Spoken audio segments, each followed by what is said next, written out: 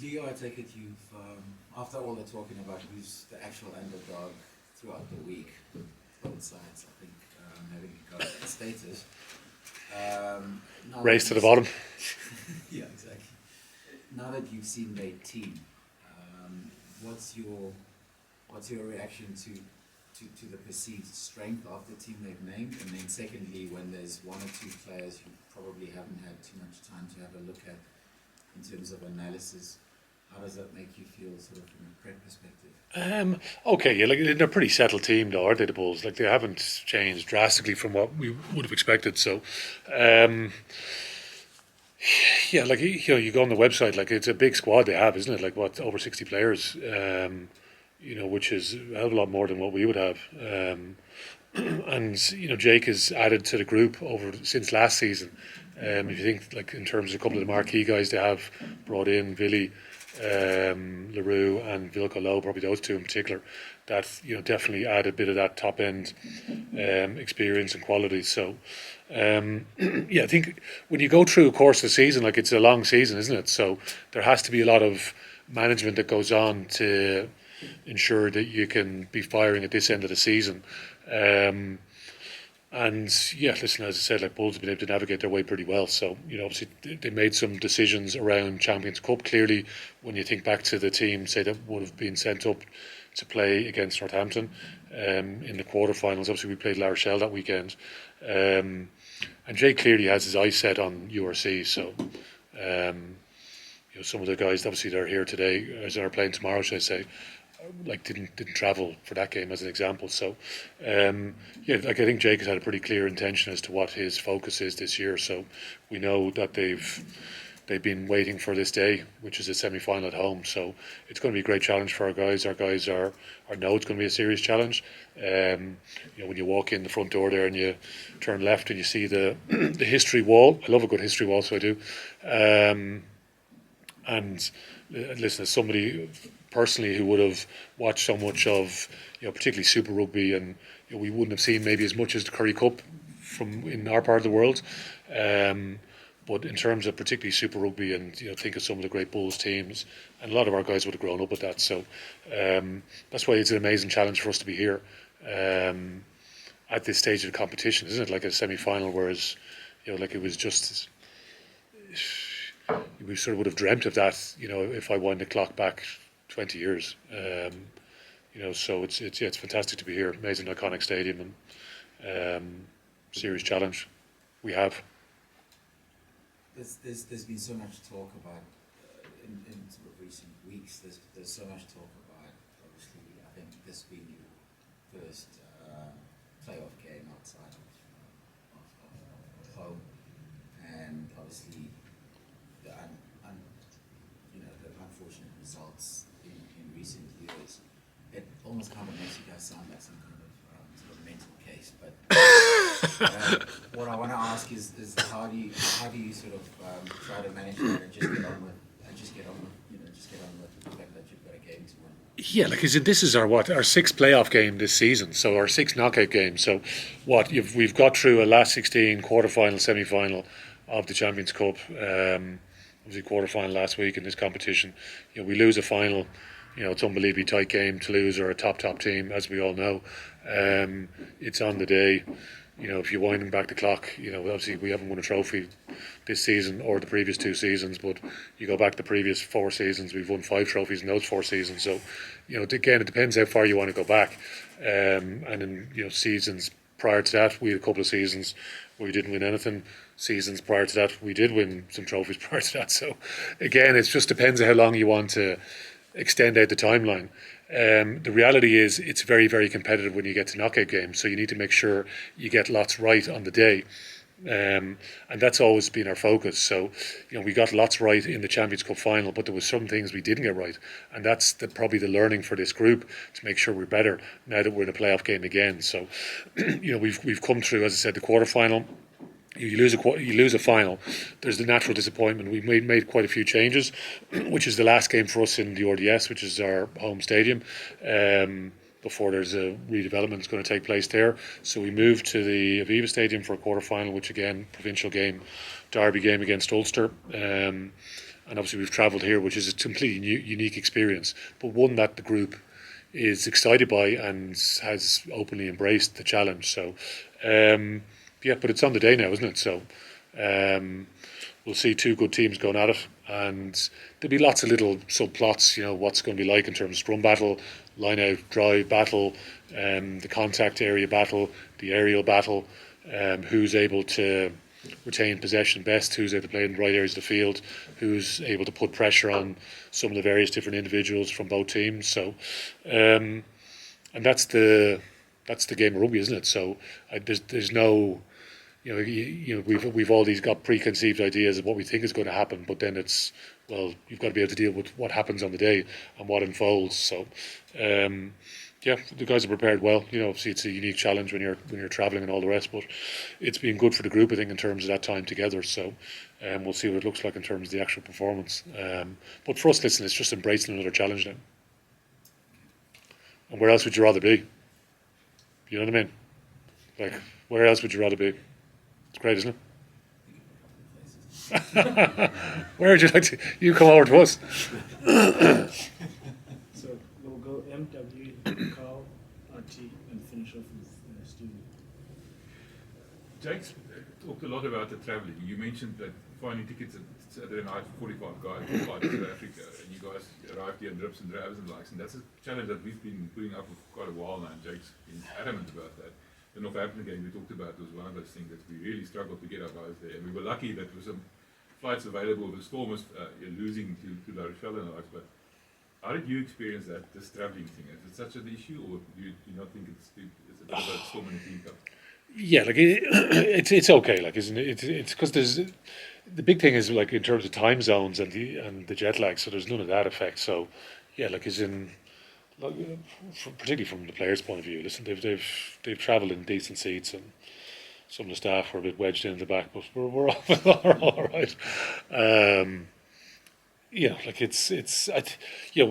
We've seen the alternative in terms of our league, like in terms of the development of the competition. So to have the four big South African franchises in the competition, like, it's unbelievable for us, and the interest in the game that's here. And we're still very early days in terms of the competition, but it's definitely worth the little bit of some of the travel challenges, but it's worth the little bit of pain for what the actual reward is, which is, for us to be in a venue like this in a game of this magnitude, or vice versa if any of the four South African teams are playing in a knockout game in the Northern Hemisphere. And I just think you'll see the competition grow and grow and grow. So listen, I think it's fantastic. I don't, it's not the easiest thing to do last minute, but the alternative, it's a hell of a lot better than the alternative, I think, because in terms of the level of the competition now, there's some unbelievable playoff games I think you've seen. And play 16 year, the crowd that we're expecting here at Loftus, how do you expect to cope with that? Good question. Yeah, like, and that's the thing. We're in a away hostile environment, and we just need to embrace that. So, I think we just get excited by that challenge. So, like, in terms of Champions Cup in particular, like, you go away to, particularly you think somewhere like some of the knockout games in France and what that's like, and you're used to that type of hostile crowd and the pressure that puts on teams and the lift it can give a home team. So, it's something that the players have experienced plenty. A number of players obviously involved in Six Nations games and similar big stadiums, packed out, hostile environments, etc. So, but again, that's just another layer. Again, go back to the experience. Like, where would you rather be? Like, this is exactly it. Playing away, semi-final of a competition, knockout, with a team again like the Bulls that they are, the history that they have in knockout competition, Super Rugby and Currie Cup as well over the years, and so there's a real sort of feeling of privilege for us to be here, and I suppose with that comes a lot of excitement, and there's the anticipation now, a bit of the nervous energy that we have, and like, we're respectful of the history that's here, but it's making sure that we go out and perform and do ourselves justice, and all the people who have supported us this year that are not here, that tune in to watch us play. You think, we've, as I said, this is our sixth knockout game now this season. So, working back from last week, prior to that, we lost the final in London, where we had, I don't know, 30 or 40,000 Leinster fans travel to London to watch that game. Prior to that, we would have played Northampton in the semi-final, whereas 83,000 people turned out to watch us in Dublin in Croke Park, which is again an iconic venue, and we had a couple of games in the Aviva Stadium prior to that. So we've had unbelievable support all during the course of the season. So a little bit more challenging for supporters to get here last minute. But there was a couple of supporters we had there watching the captain's run there, so which was great to see them. And we know that we have this fantastic support at home, and a lot of our players have come through the system where they've come through clubs and schools within the Leinster region. So you want to just see guys perform now and do themselves justice and make the people that support them all during the course of their season, but over the course of their careers, proud as well. So hopefully you'll see a little bit of that. You are aware that the Bulls are going to allow the spectators to bring in oranges and things like that. Is that a good thing or a bad thing? For you, not a good thing. Now, if both teams keep to their structures and play according to the plans and everything, it's going to be a tight game. What do you see as the single factor, if you can do that will determine who wins and who loses? Well, for all its complexity, the game of rugby, it's a simple enough game as well. So I think that's the contact area is probably the big thing, isn't it? So, which is the collision between the attackers and the defenders. So, whichever side of the ball that you're on. So, whoever wins some of those contacts, that contact point, and I think that'll go a hell of a long way to winning the game, obviously. But that's sort of the game over the course of time, isn't it? But it's the contact point, so it's being clever around some of that as well. So it's not necessarily you need to be direct run into people, but it's how good you are in terms of some of that collision part or that contact part between attack and defence. So again, we've got some good guys that have some good evasion skills and good footwork and making sure you utilise some of those skills. But I think that's the big thing in the game, isn't it? Between who comes out on top between that contact area. And comparing your semi-final tomorrow and the one in the Champions Cup. As in Northampton, you mean? Yeah. Like Northampton, again, going back, you think how we sort of managed that period. If you think, so we played La Rochelle in the quarter-final Champions Cup, and then we leave to go to South Africa on the Wednesday with probably a younger group. Really, I thought we had plenty of experience within that group as well. So we were disappointed how we performed, particularly in that Lions game. We had a younger probably group that played against. So we would have. We were very close to win the Champions Cup, fellas. As I said at the time, there was a drop goal we had at the end. If we'd gone 2 feet to the right, we'd be sitting here as Champions Cup, winning team, getting ready to play a semi-final. Whether we'd win this game or not, I don't know. Would that make a difference? But we'll find out afterwards. But it's hard, isn't it? It's fighting on two fronts is hard, and that's why some of the decisions around managing the group, because if you think we've come off the Six Nations and we're 13 games in a row since then. If you go to a final, it was 14 games, so that's probably slightly longer than what we would have had traditionally. This last block of the season used to be only 10 weeks, whereas now it's 14 weeks. So if you think it used to be the June test, now it's the July test. So it's unusual for us to play provincial rugby in June, because normally the season's finished at the end of May. So when we started playing Pro 12 and Pro 14 after that, the final would have been at the end of May. So it's not impossible, because in 2018 we were able to do the double. Granted, it was without the South African teams.